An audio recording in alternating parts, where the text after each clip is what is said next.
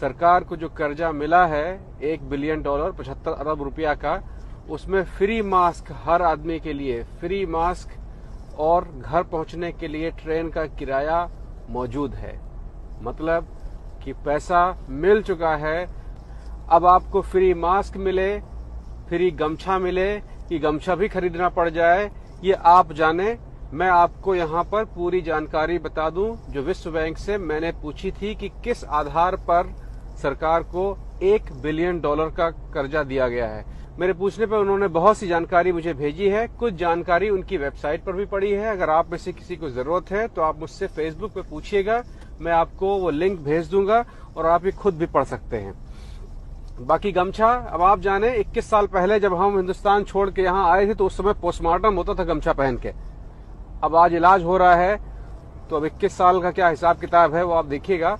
लेकिन $1 बिलियन जो भारत को मिला है, कर्जा मिला है, वो वापस करना है और आप ही को वापस करना है, किसी और को नहीं करना है। तो किस आधार पर मिला है? जब भारत सरकार को मार्च में लॉकडाउन के लिए कहा गया तो भारत सरकार ने विश्व बैंक और WHO को कंफर्म किया कि भारत की स्थिति वैसी नहीं है कि इतना बड़ा लॉकडाउन किया जा सके। उसके लिए कर्ज की आवश्यकता होगी।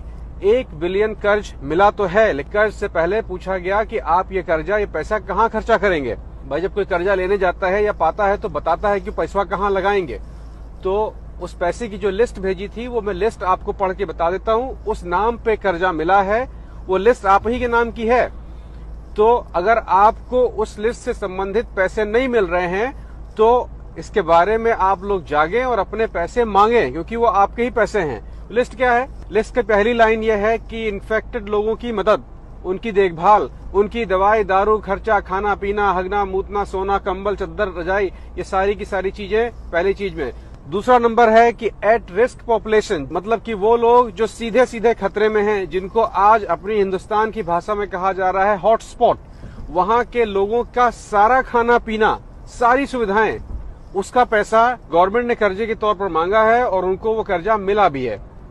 नंबर 3, उसके बाद कई नंबर आते हैं सैलरी में। वो लोग जो लॉकडाउन के दौरान काम करेंगे उनको एक्स्ट्रा भत्ता देना जरूरी है। तो मेडिकल स्टाफ की सैलरी, जिसमें डॉक्टर, नर्स, वार्ड बॉय और सारी की सारी जितने भी अस्पताल के लोग होते हैं, स्वास्थ्य विभाग के लोग। उसके बाद इमरजेंसी सर्विसेज की सैलरी, मतलब कि फायर ब्रिगेड हो गया, पुलिस हो गया, और वो जितने भी लोग जो इमरजेंसी के दौरान काम आते हैं, जिनकी मदद से लॉकडाउन चलाया जाएगा, उनको एक्स्ट्रा बोनस, उनका भत्ता थोड़ा बढ़ाया जाना चाहिए।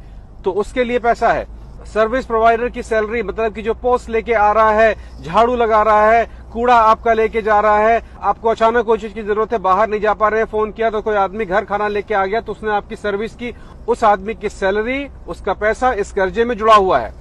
लॉकडाउन के दौरान दवा यानी कि कोरोना से संबंधित बीमारी में मुब्तला कोई भी आदमी जो अस्पताल में आया है, उसके सारे टेस्ट और उसकी दवा का पैसा इस कर्जे में जुड़ा हुआ है। ये 75 अरब रुपया है। 1 अरब माने 1000 करोड़ होता है।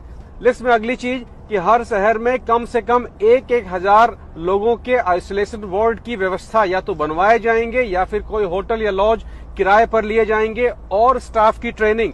तो जितने भी कोविड केयर सेंटर हैं जहां पर कोरोना से संबंधित संदिग्ध, जिनको हम लोग कह रहे हैं, उनको रखा गया है, काजू किशमिश मिठाई खा रहे हैं, बढ़िया बढ़िया कंबल चद्दर ओढ़ के सो रहे हैं, उन सब का खर्चा जो है वो विश्व बैंक के इस कर्जे में जुड़ा हुआ है। वहां पर जो लोग काम कर रहे हैं, खाना बना के लेके आ रहे हैं, मदद कर रहे हैं, उन सबकी ट्रेनिंग का खर्चा भी इसमें जुड़ा हुआ है।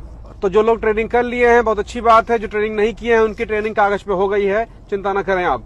उसके बाद आता है कि हर जिला अस्पताल, भारत के हर जिला अस्पताल में कम से कम 11 वेंटिलेटर और कोरोना से लड़ने के उससे संबंधित कपड़े, मतलब जो विशेष कपड़े हैं जो आप देखते होंगे सफेद सफेद पूरा पहनते हैं, और दस्ताना और मास्क वगैरह। उसके अलावा सबसे जरूरी चीज जो आगे की सील्ड है, क्योंकि ज्यादातर डॉक्टर जो इन्फेक्ट हो रहे हैं वो आंखों से इन्फेक्ट हो रहे हैं, क्योंकि आंखें खुली रहती हैं, इसलिए वो प्लास्टिक की जो सील्ड है, फेस सील्ड, वो सबसे जरूरी है। उसका पैसा भी इसमें जुड़ा हुआ है कि हर जिला अस्पताल में ये चीजें होंगी।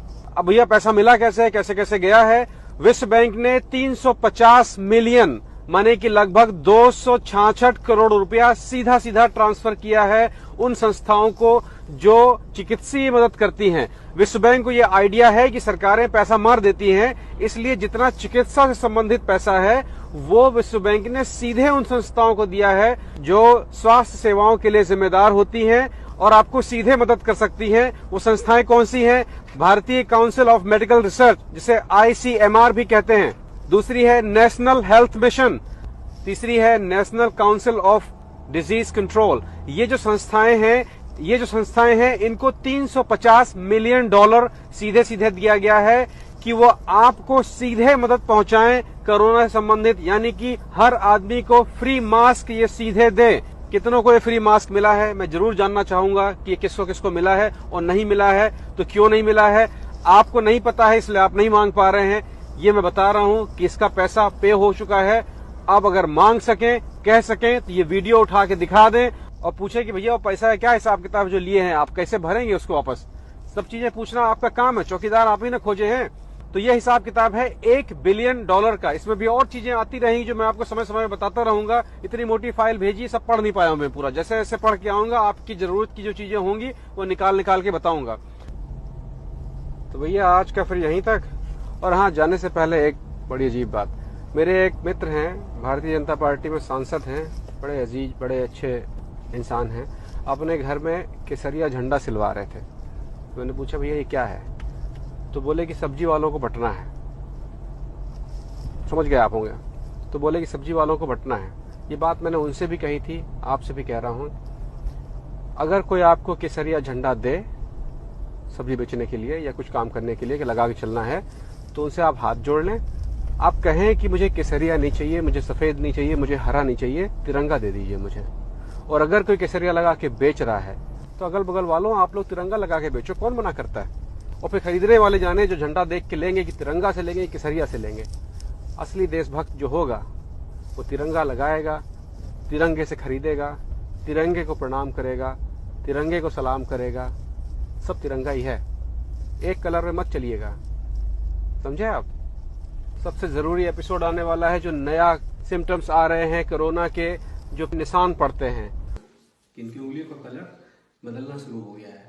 बताओ, मैं इम्यून हो गया हूँ तो मुझे चिंता की जरूरत नहीं है, लेकिन ये बिल्कुल नई चीज आई है कि जो लोग 80 के ऊपर हैं उनकी उंगलियों का कलर चेंज हो रहा है। उसको मैं दिखाऊंगा अगले एपिसोड में, उसको आप देखिएगा, 2-3 दिन में आ जाएगा। और शनिवार को, इस शनिवार को शाम 4 बजे भारत के समय अनुसार कोरोना का एक स्पेशल लाइव है। आप लोगों के कोई भी सवाल हो, दुआ सलाम में समय लगाइएगा, सबको सलाम है। कोई सवाल हो उस पे आइए, सीधे सीधे बात करेंगे और आपको एक टेलीफोन नंबर देंगे जिससे कि टेलीफोन से बात भी हो सकेगी। नंबर आपको कल या परसों तक मिल जाएगा, क्योंकि वो नंबर अभी स्टूडियो में काम नहीं कर पा रहा है। स्टूडियो कंप्लीट नहीं हुआ है यार लॉकडाउन के चक्कर में, तो फिर शायद ऑफिस में बैठना पड़े। तो जुगाड़ भी देख रहे हैं, स्टूडियो में रहेंगे कि ऑफिस में रहेंगे, लेकिन कहीं पर रहेंगे। कोशिश करेंगे नंबर भी दे दे, नहीं तो लाइव में सीधे बात तो होगी। शनिवार को शाम 4 बजे मिलते हैं, आमने सामने, ये ना है।